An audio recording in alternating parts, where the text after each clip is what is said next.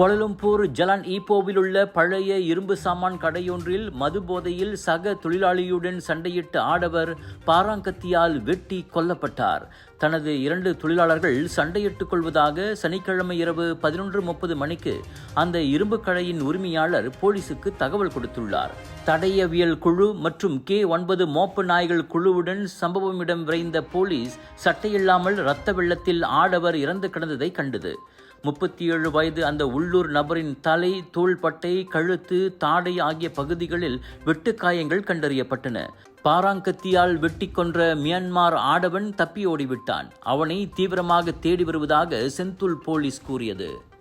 Doctor Appa Rao சன்னாசையின் த rubber estate பாய், பால்வெட்டியின் மகன், பல்கலைக்கழக விரிவுரையாளரான சுயசரிதை. இவரின் மகள் டாக்டர் நிஷாந்தி அப்பாராவ் கைவண்ணத்தில் உருவான டிவினிட்டி இன் டைவர்சிட்டி, 108 இந்து தெய்வங்களின் சுருக்க கதை. தந்தை மகள் படித்திருக்கும் இந்த சிறப்புமிகு நூல்களை உடனே வாங்கி படியுங்கள்.